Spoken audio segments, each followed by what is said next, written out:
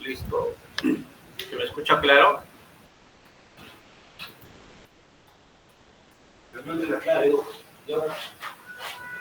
Llámale al sistema. Una hora no me molesta, por favor. Ya, vamos a iniciar la clase del día de hoy, chicos. Vamos a empezar un poco la demora. Buenos días con todos. ¿Se me escucha claro? Sí, ¿no? Listo. ¿Avanzan las láminas? ¿Se ve que avanzan? Sí, ¿no? Sí, doctor. Ya, perfecto. Vamos a iniciar entonces. Muy buenos días con todos ustedes, estimados alumnos, futuros colegas. Quien les habla es el doctor José Manuel Torres Calcina. Soy médico especialista en ginecología y obstetricia, médico asistente de servicio de ginecología y obviamente docente en el área de ginecología de la Universidad Ricardo Palma. En esta oportunidad vamos a hablar sobre las infecciones del tracto genital inferior, que abarca un conjunto de infecciones propias, digamos, de origen netamente ginecológico y aquellas infecciones que son de origen de transmisión sexual, como son las famosas ITS. ¿Okay? Entonces, el objetivo de la charla del día de hoy es conocer en primer lugar cuál es la microbiota femenina, cómo se relaciona con el ciclo menstrual, conocer algunas definiciones de ETS, ITS y ITG, de enfermedades de transmisión sexual, infecciones de transmisión sexual e infecciones del tracto genital inferior. Y debemos aprender a diferenciar entre un flujo vaginal normal, que lo tienen todas las pacientes, todas las mujeres, y un flujo patológico, que es anormal. También vamos a reconocer cuáles son las infecciones que no producen flujo vaginal, pero que pueden producir otro tipo de lesión o úlcera genital. Y vamos a establecer un tratamiento adecuado para los distintos tipos de infecciones según evidencia científica hasta el día de hoy, o hasta el momento conocido. ¿Ok? Muy bien. Entonces vamos a pasar a definir cuáles son las diferencias o la definición adecuada para cada una de estas infecciones del tracto genital inferior, infección de transmisión sexual y enfermedad de transmisión sexual. Pues la infección del tracto genital inferior son aquellas que afectan a la vulva y a la mucosa vaginal principalmente. ¿Okay? Van desde una infección como tipo cándida hasta las displasias cervicales e incluso las enfermedades pélvicas inflamatorias. ¿Okay? En cambio, las infecciones de transmisión sexual son infecciones que se propagan de una persona por medio de la actividad sexual, incluso por relaciones sexuales por vía anal, vaginal u oral. Eso se denomina infección del tracto o infección de transmisión sexual. Tiene que ir en las palabras de mucosa a mucosa. No hay otra forma de contarlo. O en todo caso es mínimo. Y lo otro es las enfermedades de transmisión sexual. En cambio, las otras enfermedades de transmisión sexual es la enfermedad causada por la infección por ciertas bacterias, virus u otros microorganismos que se transmiten de persona a través de la sangre, el semen, las secreciones vaginales u otros líquidos corporales durante el acto o el sexo oral, anal o genital con un compañero infectado. Es decir, unas son infecciones generales, otras son infecciones de transmisión sexual y aquellas infecciones de transmisión sexual que hacen enfermedad. Se llama ETS. ¿Ok? ¿Todo claro hasta ahí? Muy bien. Entonces, nosotros debemos recordar la flora vaginal, ¿no? ¿Y por qué es importante conocer la flora vaginal? Si esto se denomina el famoso microbioma, que consiste en la próxima frontera de la medicina. Los estudios, hace poco, mencionan que el número total de bacterias que tenemos en el cuerpo humano es 10 veces mayor al número de células. Entonces, a raíz de eso radica la importancia de estudiar la microbioma. Específicamente en ginecología, la flora vaginal normal. Dicho esto, entonces, ¿qué es el microbioma humano? Es un proyecto que desde el año 2007 hasta la actualidad sigue demostrándonos la evidencia científica de cómo nos ayuda esto en el campo de la medicina. Por tres simples funciones: comprensión de las semejanzas y diferencias de los microbios, asociación con enfermedades y los roles funcionales que juega la microbiota en la salud y en la enfermedad de cada ser humano. Entonces acá surge la pregunta, ¿y cómo se adquiere esta microbiota humana?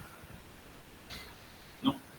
Entonces la microbiota humana es adquirida, se puede adquirir desde el momento del nacimiento, de preferencia de un parto vaginal. ¿Y por qué es importante esta microbiota humana adquirida? Porque tiene propiedades mutantes y cambiantes. Y número dos, porque la comprensión de su dinámica nos brinda mejores estrategias para la restauración y mantenimiento de una microbiota normal. Por eso que actualmente se van a encontrar muchos productos de probióticos, ¿no? Prebióticos, ¿no? Son justamente a raíz de este estudio del microbioma humano. Entonces, vuelvo a decir, surge la pregunta, ¿cómo se adquiere esto? ¿Y cómo se forma la microbiota humana?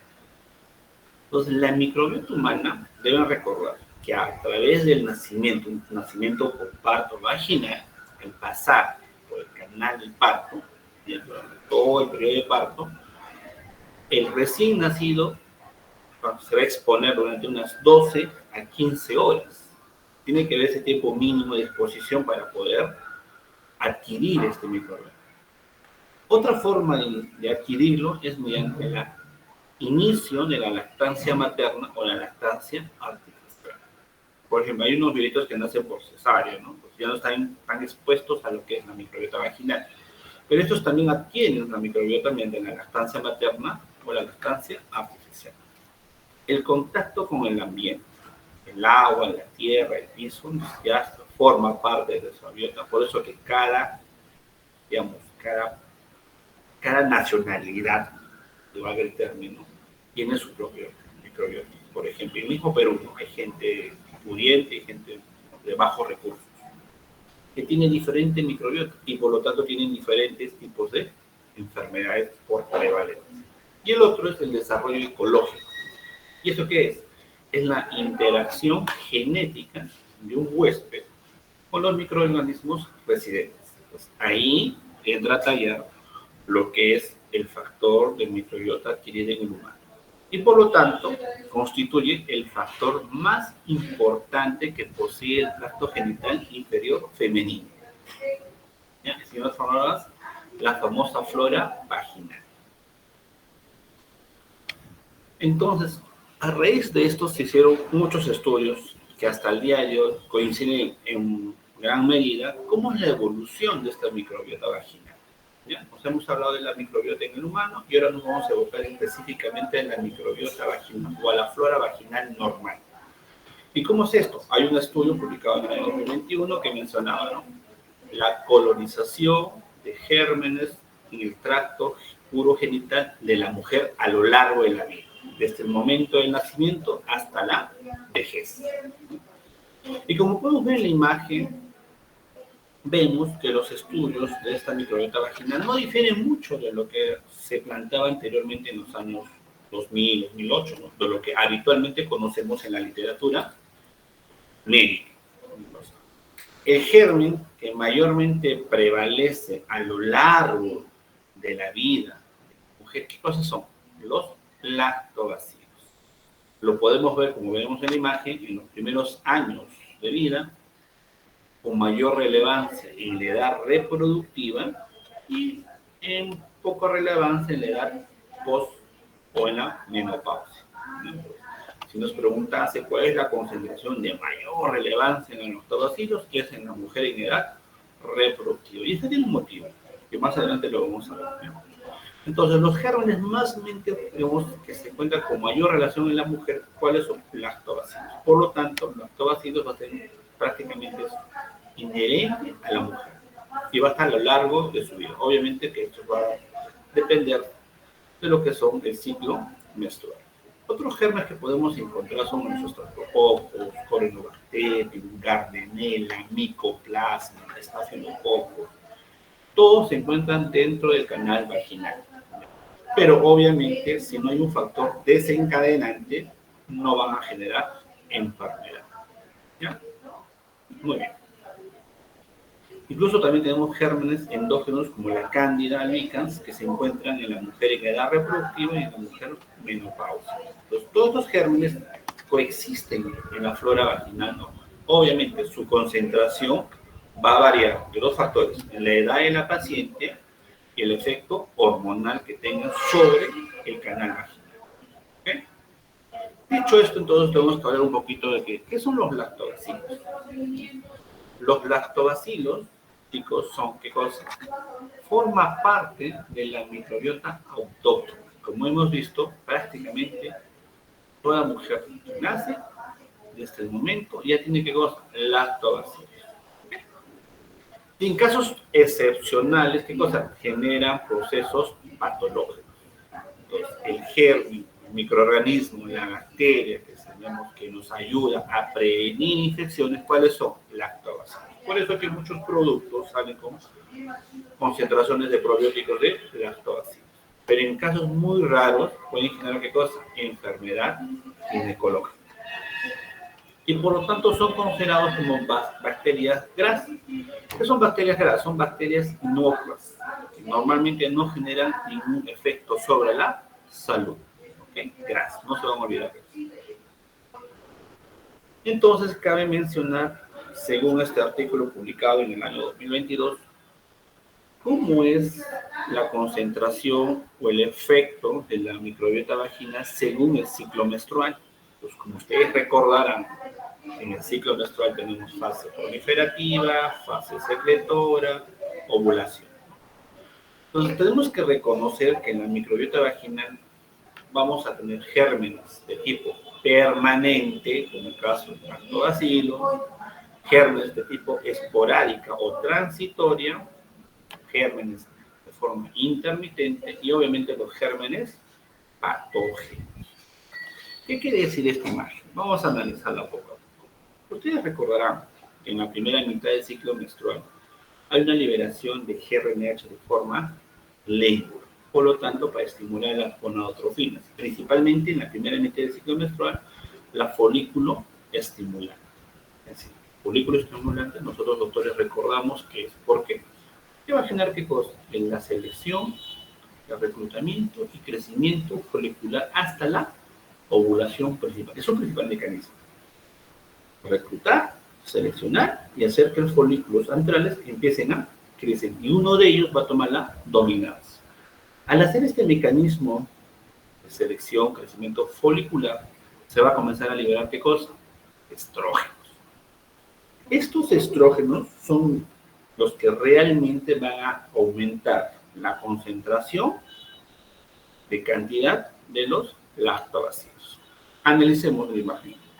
Miren, cuando nos encontramos en la fase de menstruación, donde los pulsos lentos de la GRNH van a comenzar a liberar FSH, gonadotrofinas, y LH, pero principalmente FSH. ¿Para qué? Para que haya una selección y reclutamiento de folículos y comience a liberar ¿qué cosa? Estrógenos. En esa fase de menstruación vamos a encontrar dos cosas. Que la inmunoglobulina A y la inmunoglobulina G van a estar en descenso o en baja concentración, junto con el glucógeno. Van a estar en baja concentración. A medida que van pasando los días de la fase proliferativa, ya va a haber una mayor concentración de estradiol, va a aumentar la concentración de glucógeno. El glucógeno es, digamos, la materia prima por la cual los lactobacilos comienzan a proliferar. Y a medida que vaya pasando el ciclo menstrual, la fase proliferativa inicial, ahora una fase proliferativa final, va a haber mayor concentración de glucógeno. Por eso que en la ovulación se invierte, ¿no? En la ovulación, ¿qué va a pasar? Aumenta la inmunoglobulina, aumenta la inmunoglobulina G y aumenta la concentración de glucógeno. Pero también debemos recordar que en la segunda mitad del ciclo menstrual, los pulsos de la GRNH son más rápidos para producir ¿qué cosa? Ovulación. Y por ende va a aumentar la concentración de progestágenos. Este aumento de concentración de progestágenos va a hacer que la concentración de glucógeno caiga. Y a medida que se va yendo en la fase secretora, Va a haber mayor concentración de progestágenos y por lo tanto va a caer el glucógeno. Por ende, las infecciones, va a haber infecciones que van a prevalecer en la primera mitad del ciclo menstrual y va a haber otras infecciones que van a prevalecer en la segunda mitad del ciclo menstrual. Por ejemplo, la candidiasis vaginal va a prevalecer en la primera o en la segunda mitad. Normalmente, cuando no hay muchos lactobacillos, prevalece en la segunda mitad. Un ejemplo, ¿no? La candidiasis vaginal se va a ver o se va a observar post-ovulatorio. En cambio, la vaginosis bacteriana se va a ver pre-ovulatoria. Es una forma de que nosotros podemos diagnosticar de una forma indirecta, preguntando simplemente cuándo fue su fecha de última menstruación y cuál sería el germen que podría estar relacionado con esta infección. ¿Ok? Muy bien. Entonces vamos a pasar a detallar cuáles son aquellos gérmenes que constituyen la microbiota permanente. Son considerados gérmenes endógenos. ¿Por qué? Porque se recuperan durante todo el ciclo menstrual, ¿cuánto? Hasta un 90%. Y así va a ser, estos gérmenes permanentes, que son de tipo endógeno, van a ser, ¿qué cosa? Hormonodependientes.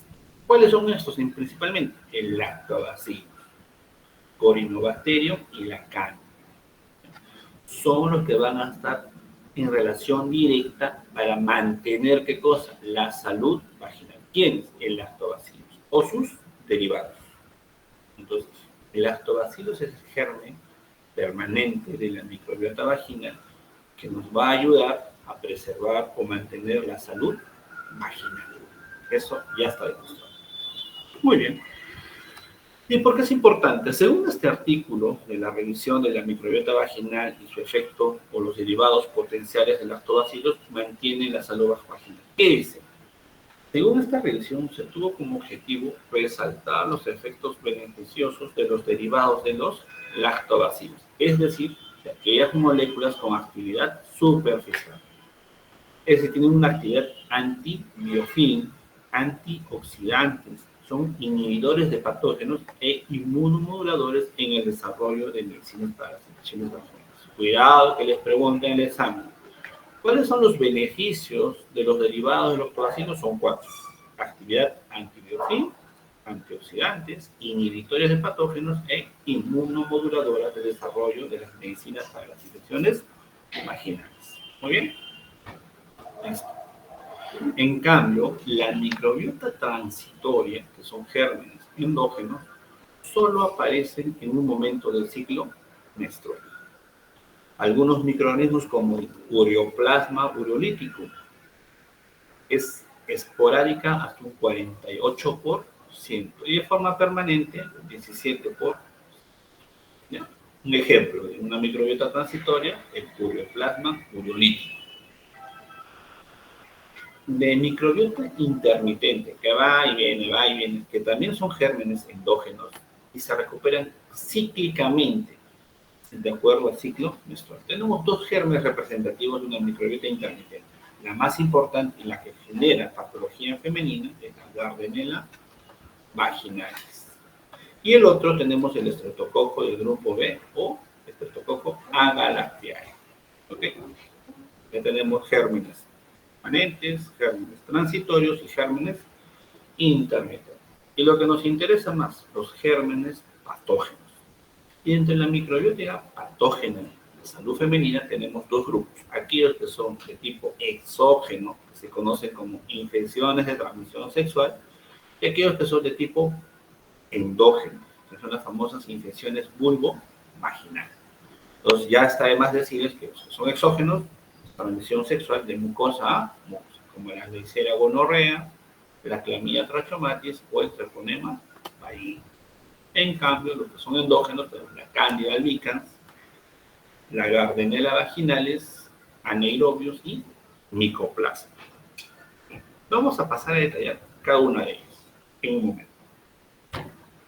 Entonces, acá surge una pregunta, doctores.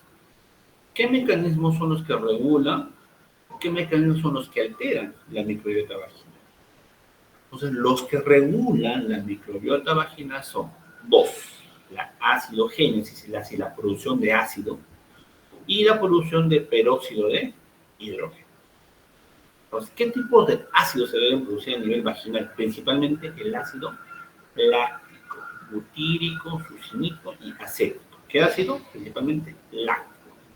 En cambio, la producción de peróxido de hidrógeno, ¿para qué es importante en la microbiota vaginal? Porque hace una interferencia bacteriana mediante tres mecanismos. El más importante, inhibición de la reproducción bacteriana. En segundo lugar, producción de bacteriocidas y depleción de nutrientes esenciales. Entonces, estos dos mecanismos de producción de ácidos, la acidogénesis y la producción de peróxido de hidrógeno, son los más importantes para regular la microbiota vaginal. ¿Y cuáles son los que lo alteran? Tres: alteraciones del sistema inmunológico. La mujer en edad reproductiva, por su mismo ciclo menstrual, ya se ve inmunocomprometida. ¿Recuerdan la imagen anterior cuando vimos que a inicio del ciclo la inmunina G, la inmunina A están disminuidas? A mitad del ciclo, la inmunina A y la inmunina G están aumentadas. Entonces, esas alteraciones del sistema inmunológico también afectan a la mujer. Entonces, por lo tanto, la mujer, para que pueda concebir un embarazo, tiene que estar inmunológicamente comprometida. Otras son la interrupción de las interacciones ecológicas del mismo microbiota vaginal, o la llegada de microorganismos que colonizan la vagina, y las famosas infecciones de transmisión sexual. Interrupción, por ejemplo, un tipo de medicación que se pueda tomar al paciente, o un tipo de dispositivo, ¿no? Un preservativo, los famosos juguetes sexuales pueden interrumpir la interacción. ¿Ok? Muy bien. Entonces, ¿existe un patrón de estado de salud vaginal de acuerdo a la edad de la mujer? Claro que sí, como lo vimos en las primeras imágenes. Todo va a depender de qué? De la concentración de hormonas. Por lo tanto, la mujer que tiene infección vaginal, lo más probable es que tenga un tipo de alteración hormonal.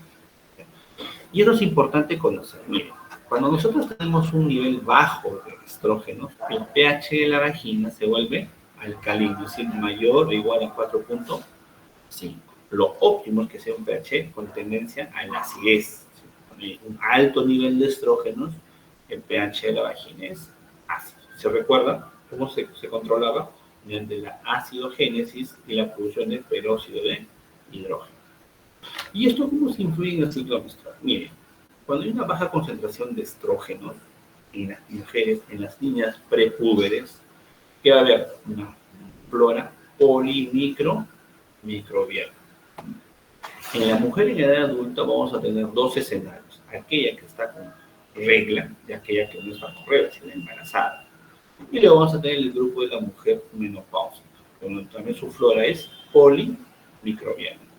La pregunta es: ¿solo las mujeres en edad adulta tienen alta concentración de lactobacilos? Sí. Y la mayor protección a una mujer en su salud sexual es que se encuentre en edad reproductiva, porque tiene alta concentración de lactobacilos y por lo tanto su pH va a ser ácido. ¿Ok? Ácido. Muy bien. Entonces la pregunta acá surge por sí sola, ¿no? ¿Cuáles son aquellos factores que alteran el pH vaginal? Factores endógenos. Principalmente, ¿qué cosa? Alteraciones endocrinas. Por ejemplo, un problema de hipotiroidismo, una diabetes, un síndrome de ovario poliquístico pueden alterar su eje hormonal. La menstruación propiamente dicha, tener relaciones sexuales durante la menstruación o días finales de la menstruación, también es un factor de riesgo que va a alterar el pH vaginal. ¿Por qué? Porque el esperma del hombre es alcalino. El esperma, el semen, tiene que tener un pH alcalino. La menopausia, obviamente, porque hay baja concentración de estrógenos. La diabetes, propiamente dicha, porque altera también el sistema inmunológico. El embarazo, enfermedades degenerativas y la inmunodeficiencia son factores que alteran el pH vaginal de forma endógena. En cambio, las que alteran el pH vaginal de forma exógena son que el uso de antibióticos y antirretrovirales. Es clásica en estas fechas, por ejemplo, muchas mujeres tienen un resfriado y lo que hacen es tomar antibióticos. 1 o 2 semanas después que viene, infección vaginal. El uso excesivo de antiinflamatorios, pero principalmente de corticoides, genera que con alteración del pH de forma exógena. Los hábitos de higiene en la mujer son importantes. Por ejemplo, las duchas vaginales están proscritos. El uso de jabón líquido o preparado, jabón líquido para higiene intravaginal también está proscrito. El uso de cuerpos extraños, por ejemplo, el grupo del LG, los pacientes que son lesbianas, que usan juguetes sexuales, también está alterando el pH vaginal. También las relaciones sexuales frecuentes es un factor de riesgo de tipo exógeno. Y cualquier otro tipo, ¿no? Como los espermicidas, los diafragmas, el DIU. El DIU genera una alteración del pH vaginal los primeros 3 meses, que incluso la paciente pudiese presentar, ¿qué cosa? Infecciones pélvicas inflamatorias. Ese es el periodo más o menos. Cuando una paciente usa un dispositivo intrauterino, pues su aumento de infección vaginal, incluso la enfermedad pélvica inflamatoria, aumenta durante los primeros 3 meses. Luego se estabiliza. El uso de y de óvulos también son factores que alteran el pH vaginal de forma exógena. Entonces, dicho todo esta introducción, que más o menos nos enfoca cómo juega o el rol importante de aquellos gérmenes propios de la microbiota, cómo se ven influenciados con el ciclo menstrual, vamos a pasar a detallar las infecciones de tracto genital propiamente dichas, pero los que son patógenos. Tenemos dos grupos, los factores endógenos, las infecciones endógenas y las infecciones exógenas. Dentro de las infecciones endógenas tenemos 3 patologías que son clásicas de estudiar, como es la candidiasis vulvovaginal, la vaginosis bacteriana, por su gran complejo GAM. El gran complejo GAM lo abarcan las garreneras vaginales, el anaerobios, el mobiluncus y el micoplasma. Son los gérmenes que van a generar, ¿qué cosa? Vaginosis bacteriana. Pero principalmente todo este complejo GAM, el más importante es la Gardnerella vaginal. Y en tercer grupo tenemos la vaginitis por estreptococo del grupo B o agalactiana. En el otro escenario tenemos aquellas infecciones de tracto genital que son conocidas como ITS, por factores exógenos. A la cabeza, la tricomonas, la tricomona vaginal, la clamidia trachomatis, la linfogranuloma venereum, el gonococo, el granuloma inguinal, la sífilis, el chancro blanco y las infecciones virales como el herpes, el molusco, la infección de papillomavirus humano, ¿qué son? Son infecciones de transmisión sexual, son agentes exógenos. Muy bien. Entonces, la pregunta surge por sí sola. ¿Cómo yo hago el manejo vaginal en este grupo de pacientes, ya sean endógenos o exógenos? Debemos recordar 3 medidas. Primeramente, e idealmente, es ¿qué cosa? Medición del pH vaginal. El pH vaginal puede ser normal o anormal. Normal, ¿de qué va a depender? De la concentración de lactobacilos. Por lo tanto, deberíamos encontrar en la mujer un pH ácido. Es decir, podemos hacer un papel tornasol para determinar su medición del pH vaginal. Y si es anormal, si quiere decir que el lactobacilo está en baja concentración y el pH va a ser alcalino, si mayor a 4.5. Número 2, tenemos que conocer qué cosa. El test de aminas, el famoso KOH al 10%, que también vamos a poder valorar si se puede un rango normal, un rango anormal. Y obviamente un examen microscópico con suero fisiológico. Esas son las 3 formas de que nosotros podemos determinar qué tipo de flujo tenemos, cuál sería la sospecha clínica y cómo deberíamos manejar el flujo vaginal. Entonces, conociendo esto, nos vamos a preguntar. Lo primero, debemos realizar una correcta historia clínica, preguntando sobre su última regla, última relación sexual, uso de algún medicamento, etcétera, etcétera, de acuerdo a lo que hemos analizado hasta el momento. Luego hacemos una evaluación colpocitológica. Podemos hacer medición de pH, test de aminas, examen bajo microscopio, incluso la colposcopía de ser necesario. ¿Ya? Y debemos evaluar las características del flujo vaginal. Y acá vamos a entregar a cada uno de los flujos cómo más o menos es la característica de cada cuadro clínico del flujo vaginal. Bueno, antes de analizar todo esto, tenemos que decir que toda mujer sin excepción, tiene una leucorrea fisiológica. ¿Y qué es la leucorrea fisiológica? Es como la imagen lo ve, ¿no? Es un flujo amarillento o blanquecino de aspecto mucoso. Ojo, este flujo o esta leucorrea fisiológica no se relaciona con algún síntoma, como por ejemplo prurito, ardor, dolor, dispareo, irritación o irritabilidad. Basta que la paciente te mencione, doctor, tengo prurito, eso ya no es leucorrea fisiológica. La leucorrea fisiológica es cuando una paciente viene a un control ginecológico, pues un examen, y le encuentras este flujo amarillo o blanquecino de aspecto mucoso. Eso es leucorrea fisiológica, en ausencia de cualquier síntoma que pueda manifestar la paciente. Cuidado, estén dando tratamiento a este tipo de flujo, doctor. Eso no se da. Pero si la paciente te refiere, tengo prurito, tengo ardor, ya no es fisiológico, eso es patológico. Y obviamente amerita hacer una buena anamnesis, una buena evaluación y describir el flujo como es. Normalmente esta leucorrea fisiológica está inducido por los niveles estrogénicos del ciclo menstrual y por lo tanto no es un cuadro patológico. ¿Okay? Es un hallazgo incidental, prácticamente. Entonces, dicho esto, tenemos que hablar con la primera patología que es más frecuente en la mujer posmenopáusica, la famosa vaginitis inflamatoria descamativa. Es la típica mujer posmenopáusica que viene con este tipo de irritación. ¿Cuál es su clínica? Flujo abundante de carácter purulento, que puede ser amarillo o verdoso. ¿Qué te va a manifestar la paciente? Ardor o irritación vulvo-vaginal. Y va a haber una dispareunia. ¿Cuál es la etiología? Bueno, la etiología de la vaginitis inflamatoria descamativa no está muy clara, pero es compatible con dos factores muy importantes. La pérdida de la flora vaginal normal, es decir, la baja concentración de lactobacilos, y obviamente la misma baja concentración de estrógenos va a hacer que la mucosa vaginal se inflame. Por lo tanto, va a aumentar ¿qué cosa? El aumento de leucocitos y el aumento de las células inmaduras para basales. ¿Qué dice eso? Irritación o un dolor tipo ardor en la mujer postmenopáusica. ¿Cómo tratas eso? Dependiendo. Primeramente, tienes que dar su terapia estrogénica local. Si la molestia persiste, puedes agregar 2 medicamentos. O le das clindamicina si el flujo es de aspecto verdoso, al 2% crema intravaginal de 2 a 4 semanas.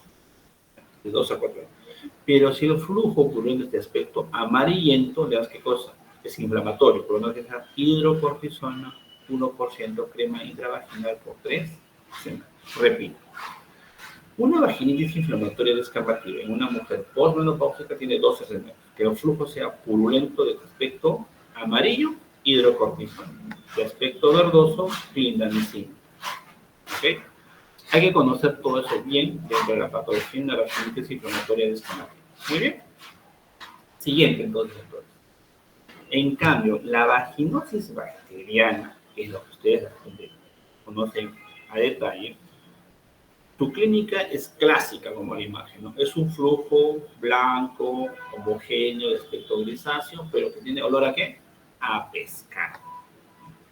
Esa es la clínica. Pero puede también utilizar los famosos criterios de AMSE, que es una leucorrea homogénea, cuyo color y cantidad pueden variar. Tiene un olor de aminas, característico del olor de pescado. Puede ver la presencia de células claves hasta un 20% bajo el microscopio. Las células claves, doctores, no hace diagnóstico de vaginosis bacteriana, salvo que aumenta la probabilidad de diagnóstico al microscopio cuando es mayor del 20%. Cuidado que en el examen le pongo presencia de células claves, no es vaginosis bacteriana. Si te hablan en concentración, el porcentaje, 10% no. 40%, ya. Ahí yo puedo sospechar vaginosis bacteriana. ¿Ok? y que el pH vaginal sea superior o mayor a 4.5. Los criterios de AMSEL hacen sospecha diagnóstico. Bueno, si es que vamos a ser específicos. Pero basta con una buena descripción del flujo vaginal bajo visualización directa. ¿Ya? Puedo apoyarme de algunos estudios adicionales, como verlo bajo microscopio o hacer el famoso test de KOH. Si sale positivo, yo hago más. Y si utilizo un papel tornasol para ver, digamos, la característica del pH vaginal, también sería diagnóstico. Los criterios de AMSEL dicen, 3 de 4 criterios hacen diagnóstico. 3 de 4 criterios. Doctor, si no tengo criterios de AMSEL, ¿cómo me guío? Simplemente con la clínica. Flujo blanquecino, grisáceo, homogéneo, con olor a pescado. La pregunta sale por sí misma. ¿Por qué hay un incremento del metabolismo de anaerobios que producen aminas?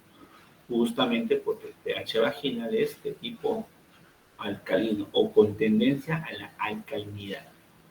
Por lo tanto, al hacer o utilizar, en este caso, el hidróxido de potasio en 10%, va a haber una volatilidad de las aminas que van a dar un olor fétido a pescado. Presencia de células claves nos dice que tiene que ser mayor al 20%. Bajo de eso, puede haber presencia, pero no hace diagnóstico. Y obviamente no se va a observar qué cosa, no hay inflamación. Por lo tanto, la vaginosis bacteriana es la infección vaginal más frecuente, pero no, y es asintomática.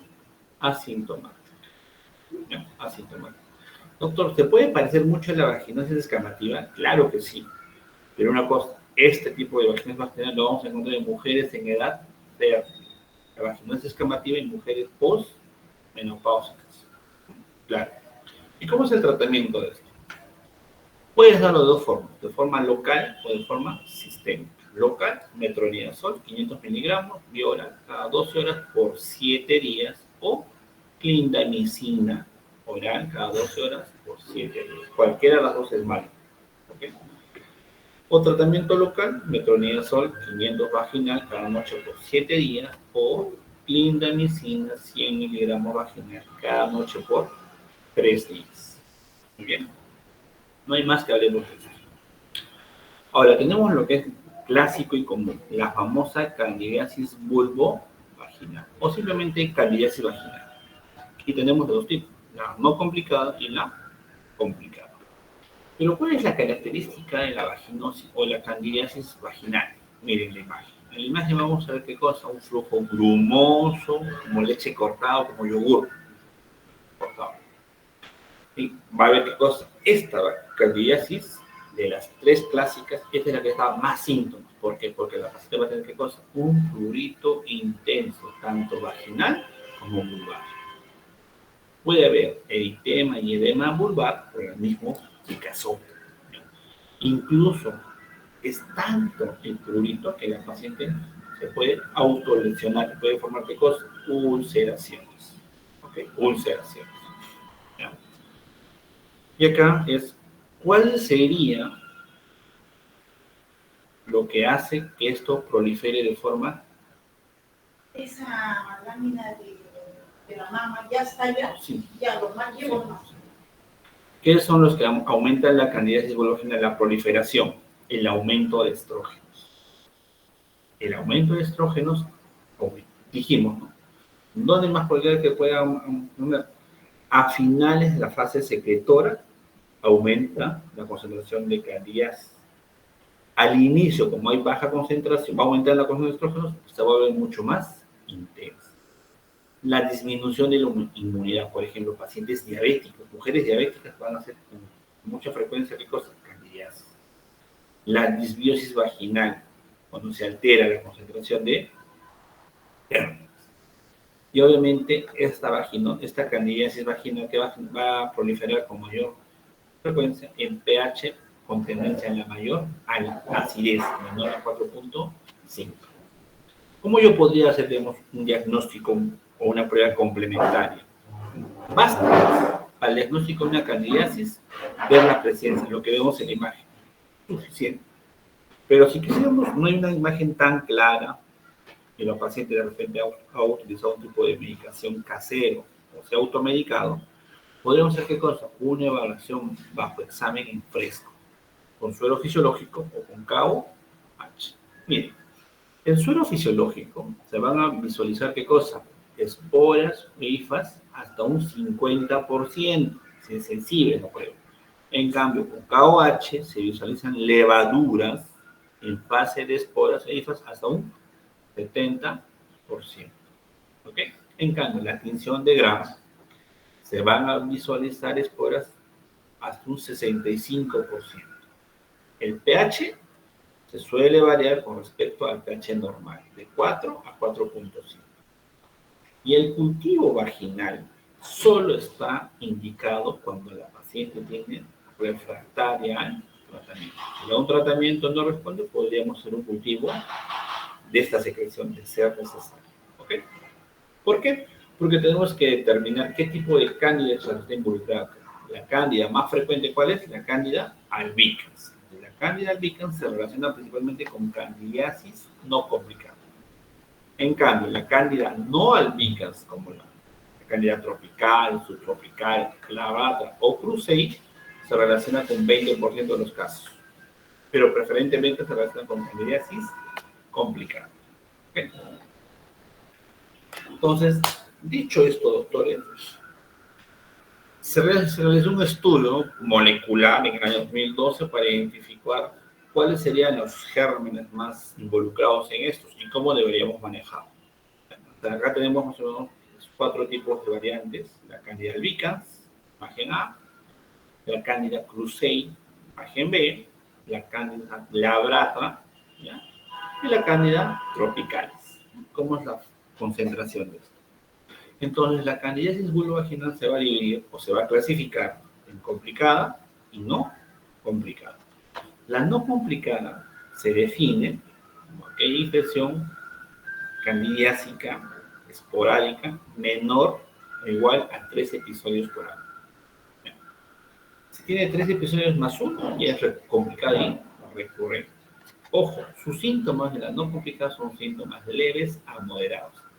Y el hongo que frecuentemente se encuentra, que es la Candida albicans, se asocia a pacientes inmunocomprometidos, no, inmunocompetentes, perdón, inmunocompetentes. En cambio, la Cándida complicada son episodios recurrentes, los síntomas son más severos, y el germen que con mayor frecuencia de relación es la Cándida no albicans, ya sea la Ratran, Crusei o tropicales o subtropicales. ¿En qué grupo de pacientes encontramos esto? En inmunocomprometidos, embarazadas y diabéticas, principalmente.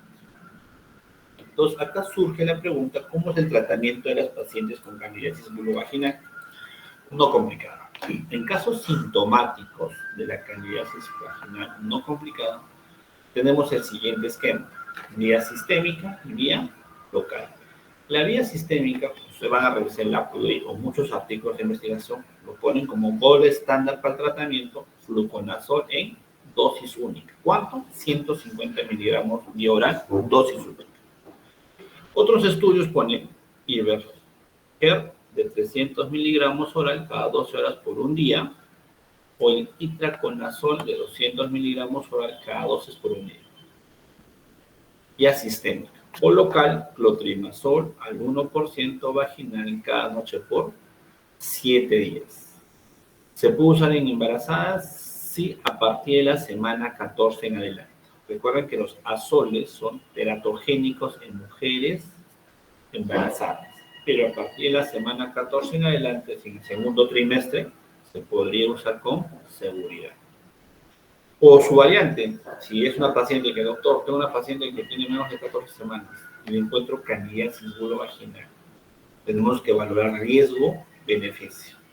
Una alternativa podría ser el uso de violeta de genciana al 1%.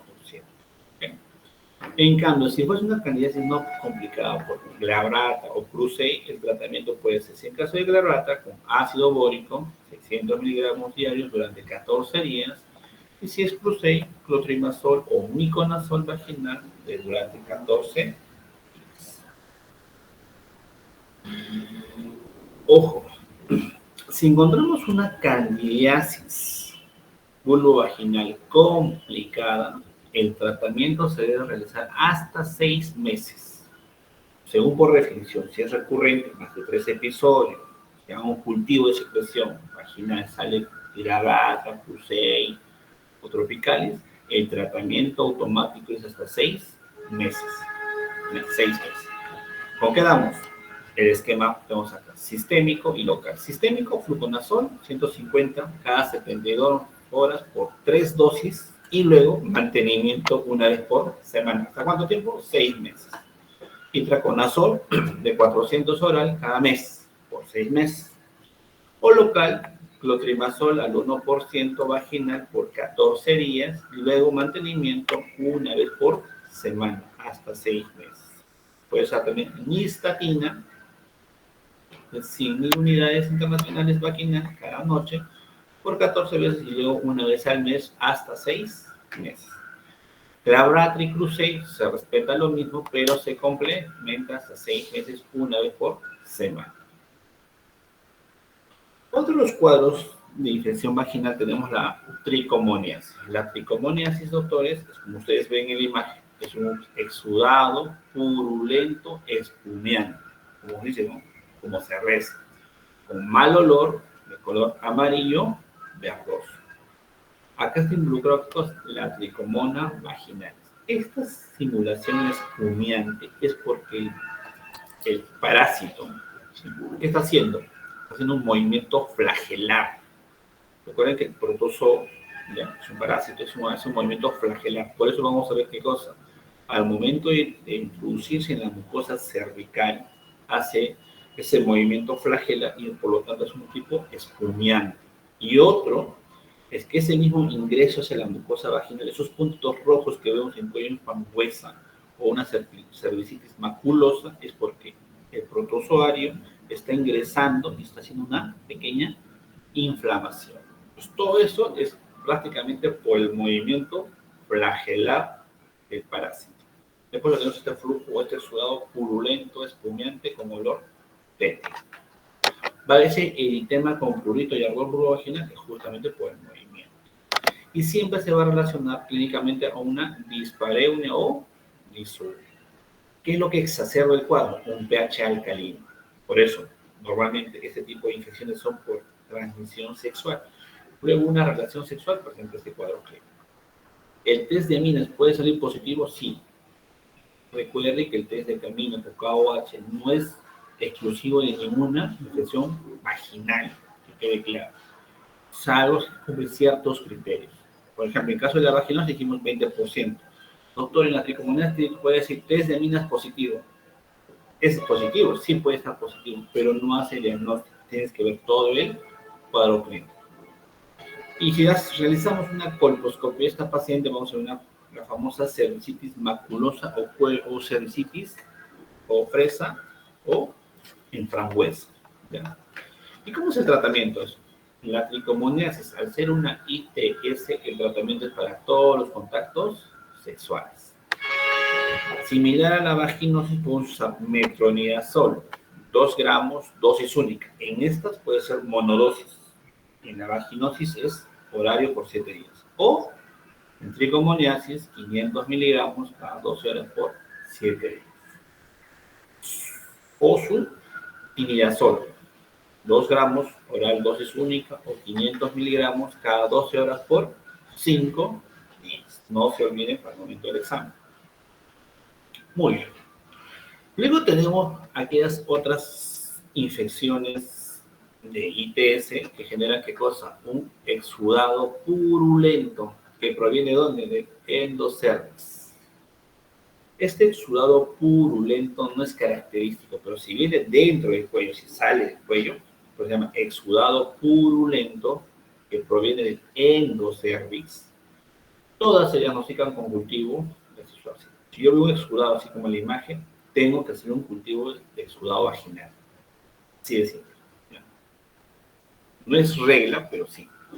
¿Por qué? Porque tengo que determinar cuál sea el germen específico. ¿Y cuáles germes pueden producir este exudado purulento que proviene del endocer 4? Clamidia, micoplasma, ureoplasma y gonococo. No se olviden, clamidia, micoplasma, ureoplasma, gonococo. Pueden preguntar en la pregunta, ¿no? Exudado purulento que proviene del cervix o endocervix, que es mi cabeza, 4 patologías: clamidia, micoplasma, ureoplasma y gonococo. ¿Por qué? Porque este exudado purulento se asocia con un alto riesgo de complicaciones como la enfermedad pélvica inflamatoria y por ende con secuelas de infertilidad o esterilidad. Todo exudado que proviene endocervix se da tratamiento a la pareja. Y acá tenemos un cuadro resumen, ¿no?, del tratamiento. Si es gonorrea, ¿cuál es, digamos, la medicación ideal? Ceftriaxona 500 a 1 gramo intramuscular, dosis única. Si es alérgica a la ceftriaxona, te damos gentamicina 200 miligramos más acitromicina 2 gramos oral, dosis única para gonorrea. Idealmente, ceftriaxona, ¿no? En segundo lugar tenemos la clamidia, micoplasma y ureoplasma.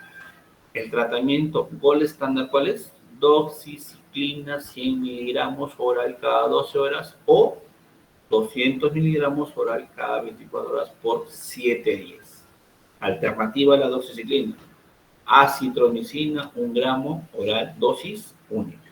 En la gonorrea son 2 gramos, ¿no? En la clamidia, en el ureoplasma es 1 gramo. Doctor, ¿y si la paciente gestante, que es gestante, tiene infección por clamidia, micoplasma o gonococo, cuál es el tratamiento? Recuerden que la doxiciclina es teratogénico durante el embarazo. ¿Qué lo debo dar? Acitromicina 1 gramo y oral, dosis única durante el embarazo. ¿Listo? Muy bien. Por otro lado, tenemos aquellas infecciones que no producen flujo vaginal, pero que sí generan, ¿qué cosa? Úlcera genital. ¿Como quiénes? Sífilis, el chancro, el granuloma inguinal, mifogranuloma venéreo, el herpes simple, papiloma virus humano, el molusco contagioso. Estas infecciones de transmisión sexual no generan flujo, pero sí generan úlcera o lesiones vesiculares a nivel genital. Me imagino que el papiloma virus humano lo van a hablar más a detalle cuando hablan cáncer o lesiones de displasia cervical. Vamos a hablar un poco del sífilis. El sífilis o la sífilis se relaciona con el treponema payino, que ustedes deben recordar que el periodo de incubación más o menos son de 10 a 90 días. Hay 3 tipos: la primaria, la secundaria. Entre cuanto la sífilis primaria, esa que se vamos a encontrar, y la sífilis secundaria vamos a encontrar ¿dónde? En la mujer, en edad fértil o en la mujer. Si es primaria, va a ser una ulceración indurada, de bordes netos y con fondo limpio, que en la mayoría de los casos se resuelve de forma espontánea. ¿Cómo es? Indurada, no le duele a la paciente, no busca ayuda. Pero si nosotros encontrásemos una lesión similar a esta úlcera que no le duele, viene con control ginecológico, estamos obligados a diagnosticarla y darle tratamiento. En cambio, la sífilis secundaria te va a generar, ¿qué cosa? Un condiloma plano. Una lesión que puede ser cutánea o en la mucosa. Lesión mucocutánea. El diagnóstico tenemos con pruebas treponémicas y pruebas no treponémicas. Eso ya lo conocemos. Las pruebas treponémicas tenemos el FPA, el TPA, y las pruebas no treponémicas que son inespecíficas como el RPR o el PDR. El tratamiento para la sífilis, que es más que conocido, que damos penicilina G benzatínica, 2.4 millones de unidades, intramuscular, una sola vez. Y si es gestante, 3 dosis, 7.2 millones, una vez por semana. Si es alérgica a la penicilina, tenemos 2 alternativas: darle doxiciclina o ceftriaxona. Si le damos optar por darle doxiciclina, vamos a darle 100 miligramos por vía oral, 2 veces al día durante 14 días. O ceftriaxona 1 gramo diario intramuscular o endovenoso durante 10 a 14 días.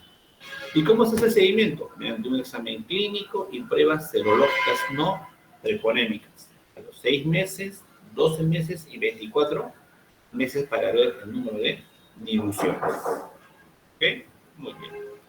En cambio, tenemos el chancro blando o chancroide, que es por el agente Amphilox ducreyi.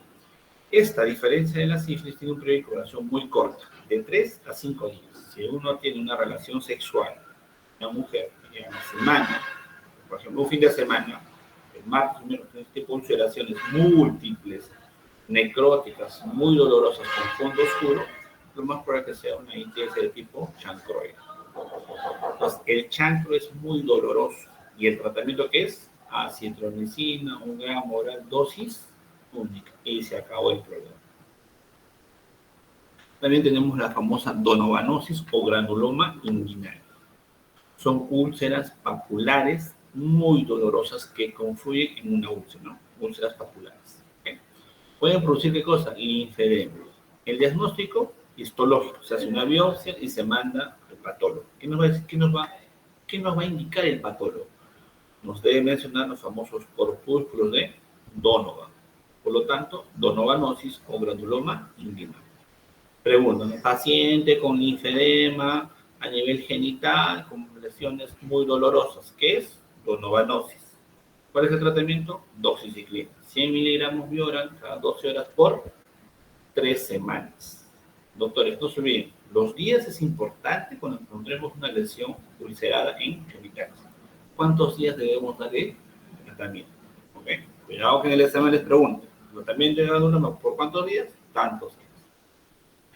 El otro tenemos el famoso granuloma venéreo, por clamidia tipo L1, L2 o L3. ¿Cuáles son? Son lesiones ulceradas, vulvares o perineales. Puede haber linfadenopatías regionales supuradas o secuelas de tipo cicatrización. Esta también genera linfedema. Y el tratamiento, a diferencia del granulomas, queda 100, acá es 200 miligramos oral durante 21 días.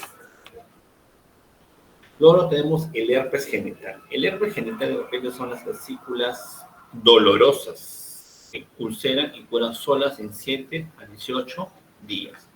Esto puede acompañar a qué? De fiebre, cefalea y adenopatías. El herpes genital siempre va con adenopatías. Bueno, la variante más frecuente es el tipo 2. Una incubación es de 2 a 7 días.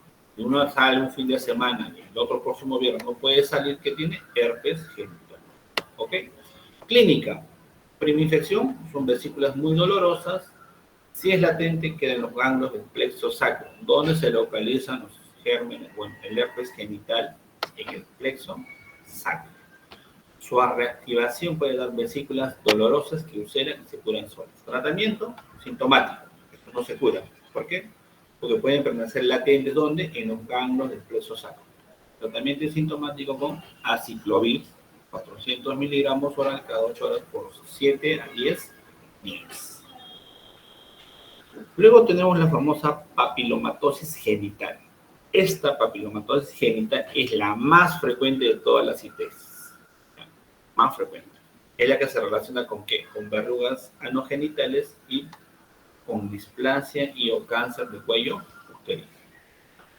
Verrugas 6 y 11, cáncer 6 y 18 principalmente. ¿Qué altera o dónde se replica? En el estrato basal de las células. Estrato basal de las células. Tratamiento, cauterización, dependiendo de dónde se extendió la lesión. El otro tenemos el famoso molusco contagioso. Es un poxivirus. Causa infección crónica y localizada ¿dónde? En la vulva, en la cara interna, en los músculos. Parece un herpes, pero no duele. Es un molusco contagioso. Principalmente es por contacto.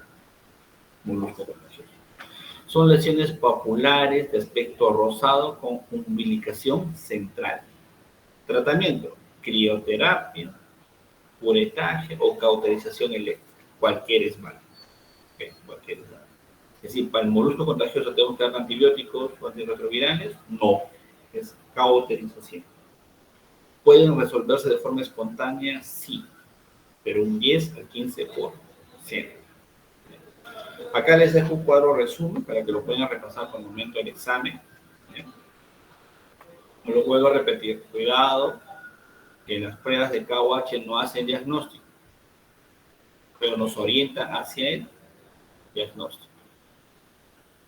Unas buenas prácticas que siempre debemos recomendar nosotros como alumnos médicos, tenemos que buenas prácticas de higiene sexual, higiene íntima de 1 a 2 veces al día, productos de higiene sin jabón de preferencia, prebióticos y los probióticos. Malas prácticas, higiene íntima mayor a 2 veces al día, jabón desodorantes en la parte, las duchas vaginales, soluciones antisépticos y protección higiénica diaria cuando no está indicada.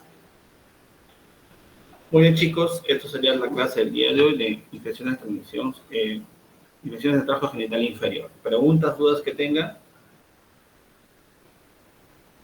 Doctor, buenos días. Una consulta. Dime. Cuando habló de la candidiasis dijo que era más dependiente de estrógenos, cuando hay más estrógenos, y Ajá. el ciclo, la parte del ciclo que tiene más estrógenos no es la primera mitad, o sea, la proliferativa. Claro, la candidiasis va a aparecer al final del ciclo menstrual, pero se va a intensificar en la primera mitad del ciclo menstrual. Es decir, muchas pacientes que dicen, ¿en qué momento yo me puedo presentar la infección vaginal por cándida? A finales del ciclo menstrual. ¿Por qué? Porque hay baja producción de ¿qué? De lactobacilos. ¿Okay? Entonces, cuando ya pasa el ciclo menstrual, pasa la menstruación, va a aumentar ¿qué cosa? La concentración de estrógenos. Y en ese medio ácido, la cándida comienza a proliferar. ¿Ven? ¿Quedaron ahí? O sea, la cándida prolifera cuando hay mucho estrógeno o cuando hay poco estrógeno. Cuando aumenta la concentración de estrógeno. ¿Qué aumenta la concentración de estrógeno? Sí, o sea, La pregunta es, doctor, ¿cuándo me podré infectar con mayor frecuencia? A finales del ciclo menstrual, pero ¿cuándo hago la enfermedad? Cuando inicia mi ciclo menstrual. ¿Ya? ya, ok. Sí, está bien, gracias, La doctor. infección, ¿me entiendes, no? Se entiende el mensaje. ¿Cuándo yo me podría infectar de cándida? ¿Finalizando el ciclo o al inicio? Finalizando el ciclo porque tengo baja concentración de lactobacilos. ¿Cuándo yo hago la enfermedad? En el siguiente ciclo, en la primera mitad del embarazo. Eso nos va a presentar qué cosa: prurito, escozor, úlceras, y donde recién la paciente busca ayuda. Cuando me infecto y cuando hago la enfermedad son dos escenarios totalmente diferentes. ¿Okay? ¿Todo claro? Sí, doctor, gracias. Perfecto. ¿Otra pregunta o duda que tengan? Doctor, una consulta. Dime. Sobre el tratamiento de candidiasis, ¿es bien metronidazol o clindamicina o metronidazol y clindamicina? No, es uno o el otro, no los dos. Algunas veces, particularmente, hablo yo particular, somos en la evidencia, yo a veces combino, ¿no?, una vía sistémica con una vía vaginal, local. Por ejemplo, yo puedo dar fluconazol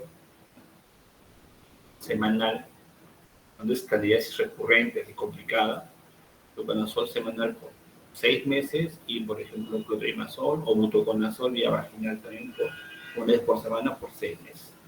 Pero lo que dice la evidencia es, das primeramente fluconazol, dosis única, o repites máximo 3 dosis cada 72 horas, y logras el mantenimiento cada semana hasta los 6 meses. Eso dice UpToDate, eso dice la prescripción sistémica. O puedes darlo también vía local.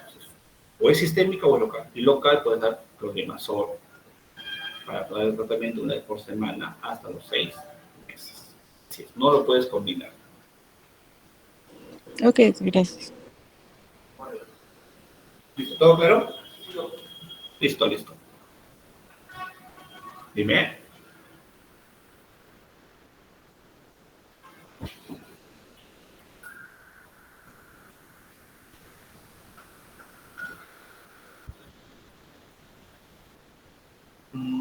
El gran pérdida es más que todo para infecciones de tracto genital urinario. No tenemos nada que ver, ¿no?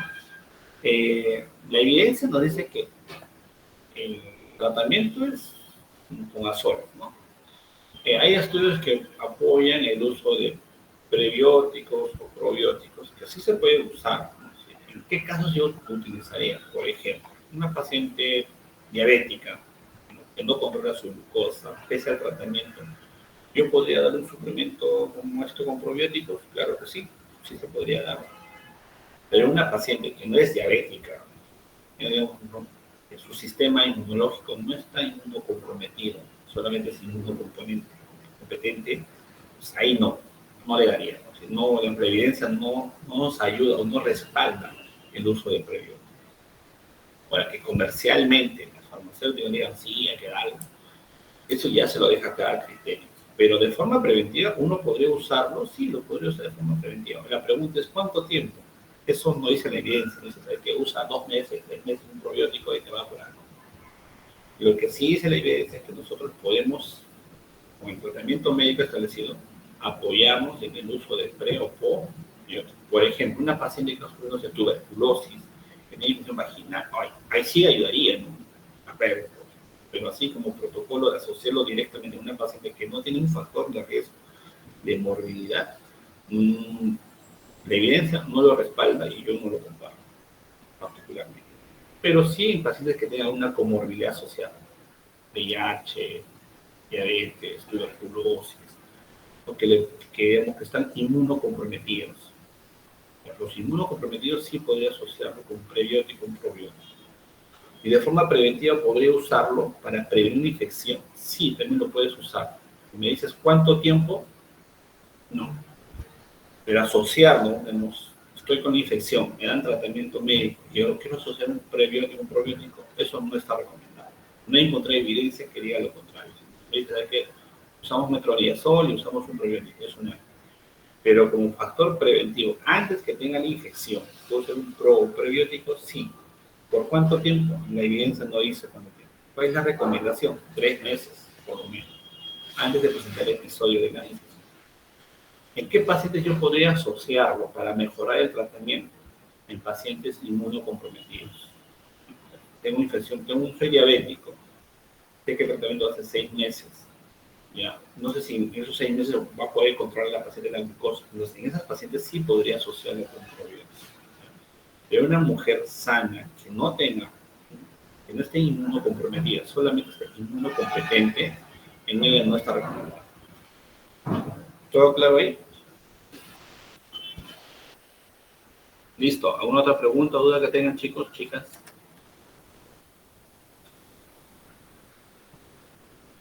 Bueno, ya no vino más preguntas para aclarar. Esto sería la clase del día de hoy. Antoné, gracias. Chicos, espero que haya sido de utilidad y cualquier duda o sugerencia, háganmelo saber. Eso sería todo por el día de hoy. Muchas gracias, doctor. Chao, cuídense.